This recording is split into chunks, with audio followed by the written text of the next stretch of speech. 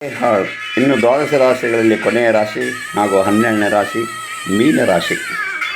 ಗುರು ವರ್ಷಾರಂಭದಿಂದ ದಿನಾಂಕ 2/6/2026ರವರೆಗೆ 4ನೇನಾಗಿ ಮಿಥುನ ರಾಶಿಯಲ್ಲಿದ್ದು, ಈ ಅವಧಿಯಲ್ಲಿ ಮನಸ್ಸು ಶಾಂತಿಯಾಗಲು, ಪಾರಂಪರಿಕ ವಿದ್ಯಾಭ್ಯಾಸ ಮತ್ತು ಕುಟುಂಬ ಸಂಬಂಧಗಳಲ್ಲಿ ಶ್ರೇಷ್ಠತೆ ಸಾಧಿಸಲು ಉತ್ತಮ ಯೋಗ ಉಂಟಾಗುತ್ತದೆ.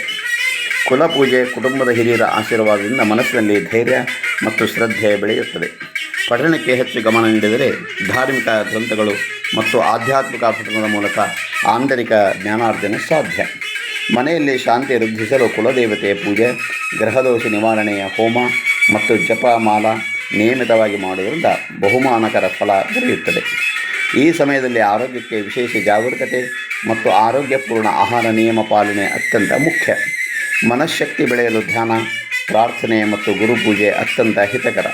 ಮುಂದೆ ದಿನಾಂಕ 2/6/2026ರಿಂದ 31/10/2026ರವರೆಗೆ 5ನೇನಾಗಿ ಕರ್ಕ ರಾಶಿಯಲ್ಲಿದ್ದು, ಈ ಅವಧಿಯಲ್ಲಿ ಮಕ್ಕಳ ಶಿಕ್ಷಣ ಮತ್ತು ಸೃಜನಶೀಲ ಚಟುವಟಿಕೆಗಳಲ್ಲಿ ಸಾಧನೆ ಸಾಧ್ಯ. ಹೊಸ ವಿಚಾರಗಳನ್ನು ಕಲಿಯಲು ಪ್ರೋತ್ಸಾಹ ದೊರೆಯುತ್ತದೆ. ವಿಶೇಷ ಪಾಠಗಳು ಮತ್ತು ಶಿಕ್ಷಕರ ಮಾರ್ಗದರ್ಶನ ದೊರೆಯಬಹುದು. ಪ್ರವಾಸ, ಧಾರ್ಮಿಕ ಯಾತ್ರೆಗಳು ಮತ್ತು ಶಿಕ್ಷಣ ಸಂಬಂಧಿ ಕಾರ್ಯಕ್ರಮಗಳಲ್ಲಿ ಭಾಗವಹಿಸಲು ಇದು ಉತ್ತಮ ಸಮಯ. ಗ್ರಂಥಪಾಠ, ಜಪಮಾಲಾ ಪಠಣ ಮತ್ತು ಗುರುಪೂಜೆ ಮೂಲಕ ಮನಸ್ಸಿನಲ್ಲಿ ಶ್ರದ್ಧೆ ಮತ್ತು ಜ್ಞಾನ ಬೆಳೆಯುತ್ತದೆ. ಶ್ರದ್ಧೆಯಿಂದ ಅಧ್ಯಯನ ನಡೆಸಿದರೆ ಉತ್ತಮ ಫಲ ದೊರೆಯುತ್ತದೆ. ಮಕ್ಕಳ ಆರೋಗ್ಯ, ವಿದ್ಯಾಭ್ಯಾಸ ಮತ್ತು ವೈಯಕ್ತಿಕ ಬೆಳವಣಿಗೆಯ ಮೇಲ್ವಿಚಾರಣೆಗೆ ಹೆಚ್ಚಿನ ಗಮನ ನೀಡಬೇಕು. ಮುಂದೆ 31 ಅಕ್ಟೋಬರ್ 2026ರಿಂದ 24 ಜನವರಿ 2027ರವರೆಗೆ ಗುರು 6ನೇವನಾಗಿ ಸಿಂಹರಾಶಿಯಲ್ಲಿದ್ದು, ಈ ಅವಧಿಯಲ್ಲಿ ದೈನಂದಿನ ಆರೋಗ್ಯದ ಮೇಲ್ವಿಚಾರಣೆ, ಕಾರ್ಯಪಟುತ್ವ ಮತ್ತು ಶ್ರದ್ಧಾಪೂರ್ವಕ ಶ್ರಮ ಅಗತ್ಯ. ಆರೋಗ್ಯ ಸಮಸ್ಯೆಗಳು ಮತ್ತು ದೈನಂದಿನ ಕೆಲಸದ ಒತ್ತಡ ಹೆಚ್ಚಾಗುವ ಸಾಧ್ಯತೆ ಇದೆ. ಹೀಗಾಗಿ ಧ್ಯಾನ ಮತ್ತು ನಿಯಮಿತ ವ್ಯಾಯಾಮದಲ್ಲಿ ತೊಡಗಿಸಿಕೊಳ್ಳಿ. ಆರ್ಥಿಕ ವ್ಯವಹಾರದಲ್ಲಿ ಅಶುದ್ಧಿ ನಿವಾರಣೆಗೆ ಗ್ರಹಶಾಂತಿ ಹೋಮ ಮತ್ತು ಜಪಮಾಲ ಮಹತ್ವಪೂರ್ಣ. ಮನಸ್ಸಿನಲ್ಲಿ ಶಾಂತಿ ಮತ್ತು ದೃಢತೆ ಸಿದ್ಧಿಸಲು ತಾರ್ಕಿಕ ಚಟುವಟಿಕೆ ತೊಡಗಿಸಿಕೊಳ್ಳುವುದರ ಫಲಪ್ರದ. ಶ್ರದ್ಧೆ ಮತ್ತು ಶಿಸ್ತಿನಿಂದ ಆರೋಗ್ಯ ಮತ್ತು ಕಾರ್ಯದಲ್ಲಿ ಸಮತೋಲನ ಕಾಯ್ದುಕೊಳ್ಳಿ.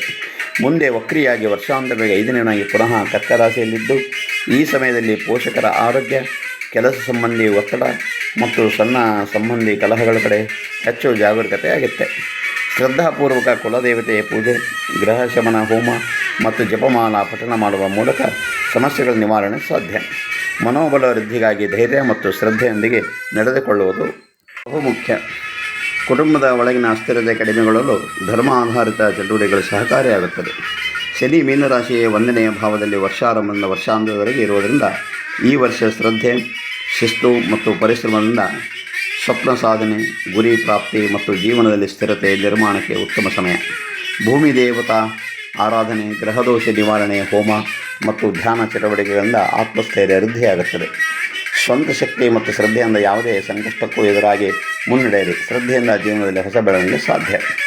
ರಾಹು ವರ್ಷಾರಂಭದಿಂದ 5ನೇ ಡಿಸೆಂಬರ್ 2026ರವರೆಗೆ 12ನೇನಾಗಿ ಕುಂಭರಾಶಿಯಲ್ಲಿದ್ದು, ಈ ಅವಧಿಯಲ್ಲಿ ಆತ್ಮಪರಿಚಯ, ಆತ್ಮಶಕ್ತಿಯ ಬೆಳವಣಿಗೆ ಮತ್ತು ಪವಿತ್ರ ಚಟುವಟಿಕೆಗಳಿಗೆ ಹೆಚ್ಚಿನ ಪ್ರೋತ್ಸಾಹ ಸಿಗುತ್ತದೆ. ಧಾರ್ಮಿಕ ಪಠಣ, ಜಪಮಾಲಾ ಪೂಜೆ, ಕುಲದೇವತೆಯ ಆರಾಧನೆ ಮತ್ತು ಗ್ರಹಶಮನ ಹೋಮಗಳನ್ನು ನಿತ್ಯ ನಿರ್ವಹಿಸುವ ಮೂಲಕ ಶ್ರದ್ಧೆ ಮತ್ತು ಶಕ್ತಿಯ ಬೆಳವಣಿಗೆ ಸಾಧ್ಯ. ಆತ್ಮಶ್ರದ್ಧೆ ಹೆಚ್ಚಿದಾಗ ಸಂಕಷ್ಟಗಳಿಗೆ ಎದುರಾಗಿ ಬಲಿಷ್ಠವಾಗಲು ಸಾಧ್ಯ. ಪವಿತ್ರ ಯಾತ್ರೆಗಳು ಮನಸ್ಸಿಗೆ ಶಾಂತಿ ನೀಡುತ್ತವೆ. ಮುಂದೆ 5/12/2026 ವರ್ಷಾಂತವರೆಗೆ 11ನೇನಾಗಿ ಮಕರ ರಾಶಿಯಲ್ಲಿದ್ದು, ಈ ಸಮಯದಲ್ಲಿ ಸಾಮಾಜಿಕ ಜಾಲ ವಿಸ್ತಾರ, ಜನಸೇವೆ, ಧಾರ್ಮಿಕ ಕಾರ್ಯಗಳು, ಜನರೊಂದಿಗೆ ಉತ್ತಮ ಸಂಬಂಧ ನಿರ್ಮಾಣ ಮತ್ತು ಜನಪ್ರಿಯತೆ ಹೆಚ್ಚುವ ಸಮಯ.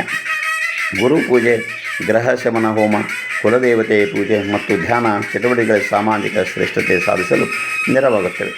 ಶ್ರದ್ಧೆ, ಪರಿಶ್ರಮ ಮತ್ತು ಶಿಸ್ತಿನಿಂದ ಮುನ್ನಡೆಯಿರಿ. ಗುರಿ ಸಾಧನೆ ಸುಲಭ.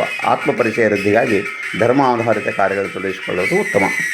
ವಿದ್ಯಾರ್ಥಿಗಳು ಈ ವರ್ಷ ಅಧ್ಯಯನದಲ್ಲಿ ಶ್ರದ್ಧೆ, ಪರಿಶ್ರಮ ಮತ್ತು ಸಮರ್ಪಣೆ ಮುಖ್ಯ. ಕುಲದೇವತೆಯ ಪೂಜೆ, ಗುರುಪೂಜೆ, ಗ್ರಹಶಮನ ಹೋಮ ಮತ್ತು ಜಪಮಾಲಾ ಪಠಣದ ಮೂಲಕ ಮನಸ್ಸಿನಲ್ಲಿ ಶಾಂತಿ ಹಾಗೂ ಗಂಭೀರತೆ ವೃದ್ಧಿಸಿ ಉತ್ತಮ ಫಲ ಸಾಧಿಸಬಹುದು. ಧ್ಯಾನ ಮತ್ತು ಪಠಣದ ಮೂಲಕ ಗಂಭೀರ ಜ್ಞಾನಾರ್ಜನೆ ಮಾಡಿರಿ. ನೌಕರದಾರಿ ವೃತ್ತಿಪರ ಬದುಕಿನ ಶ್ರದ್ಧೆ, ಶಿಸ್ತಿನ ನಿಷ್ಠಾವಂತ ಪರಿಶ್ರಮದ ಅಗತ್ಯವಿದೆ. ಗ್ರಹದೋಷ ನಿವಾರಣೆಗೆ ಶಮನ ಹೋಮ, ಕುಲದೇವತೆ ಆರಾಧನೆ ಮತ್ತು ಧಾರ್ಮಿಕ ಪಠಣ ಮಾಡುವ ಮೂಲಕ ಉತ್ತಮ ಪ್ರಗತಿ ಸಾಧಿಸಬಹುದು. ಸಂಬಂಧಿತ ವ್ಯಕ್ತಿಗಳೊಂದಿಗೆ ಒಪ್ಪಿಗೆಯಿಂದ ನಡೆದುಕೊಳ್ಳಿ.